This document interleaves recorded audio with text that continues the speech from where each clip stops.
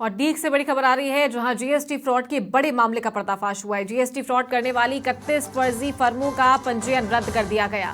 फर्जी फर्मों के माध्यम से 19 करोड़ की टैक्स चोरी हुई थी। मजदूर और अशिक्षित महिलाओं को प्रोप्राइटर बनाया।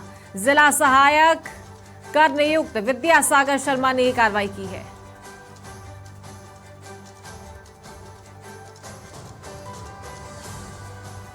तो डीग में जीएसटी फ्रॉड के बड़े मामले का पर्दाफाश हुआ है। ज्यादा जानकारी लेंगे सहयोगी रवि कुमार से। रवि, 19 करोड़ की टैक्स चोरी का मामला सामने आया है, क्या कुछ जानकारी आपके पास और कैसे ये मामला उजागर हुआ? जी, मैं बताना चाहूंगा, डीग जिले में जीएसटी फ्रॉड का एक बड़ा मामला सामने आया है। जो डीग जिले के जो सहायक आयुक्त हैं कर विभाग के, जो विद्यासागर शर्मा हैं, उन्होंने इस पूरे मामले का खुलासा किया है। 19 करोड़ रुपए की फर्जी तरीके से जीएसटी चोरी पकड़ी गई है, जिसमें 31 जो फर्जी फर्म थी उनको रद्द कर दिया गया। अब जो जिन्होंने फर्जी फर्म बनाई थी, जो फर्जी फर्म बनाकर जो घोटाला लगा उनमें हड़कंप मचा हुआ है और वो कार्रवाई के खिलाफ एक तरह से बौखला गए और सहायक अधिकारी उन पर आरोप लगा रहे हैं। जबकि सत्यता ये है कि जिन भी ये फर्म है, जो 31 फर्म है, ये सिर्फ कागजों में ही बनाई गई थी, घोटाला करने के लिए बनाई गई थी। जब जो टीम है, जो कर विभाग की जो टीम है, सहायक आयुक्त हैं कर विभाग के विद्यासागर शर्मा, उनके नेतृत्व में टीम ने जब जांच की थी तो धरातल पर कुछ भी नहीं मिला था। सिर्फ कागजों में ही फर्मों का क्रिएशन हुआ था, उनको पंजीकृत कराया गया था। और जो सबसे बड़ी मजेदार बात यह है कि जो फर्मों के जो मालिक थे वो ड्राइवर, कंडक्टर और मजदूर पाए गए। रवि, आपको रोकना चाहूंगी और एसीटीओ विद्या सागर जी हमारे साथ फोन लाइन पर जुड़ गए। विद्या सागर जी, बहुत स्वागत है आपका समाचार प्लस पर। Thank you madam. और एक बड़ा मामला उजागर हुआ है, फर्जी फर्में इसमें शामिल थी, 19 करोड़ की टैक्स चोरी की गई है। किस तरीके से मामला आपके संज्ञान में आया और क्या कुछ कार्रवाई अब तक की गई है सर? मैडम, हेडक्वार्टर से हमें कुछ लिस्टों में कुछ फर्मों के नाम आए थे सस्पिशियस, उनकी जांच की गई थी। जांच में कुछ फर्में फेक मिली, जिनको है ना एवेन्यू इशू रजिस्ट्रेशन रेट से कैंसिल कर दिया गया। उनमें है ना ये लगभग 19 करोड़ के आसपास की टैक्स इन्वॉल्व था। तो ये मजदूर और जो अशिक्षित महिलाएं हैं, इन्हें प्रोप्राइटर बनाया गया था, तो ये इनका इसमें क्या पूरा इनकी भूमिका क्या पाई जा रही है? मैडम, इनको पता ही नहीं था कि हमारे नाम से फर्में हैं। कुछ फर्मों में ऐसा मामला आया था।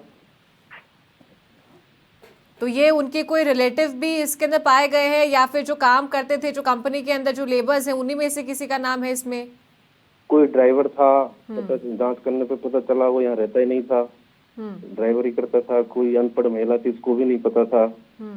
कई सारे ऐसे पहलू हैं। अब आगे इस पूरे मामले को लेकर क्या कुछ कार्रवाई की जा रही है? आगे और जो भी सस्पिशियस फर्में हेडक्वार्टर से प्राप्त होंगी उनकी जांच की जाएगी।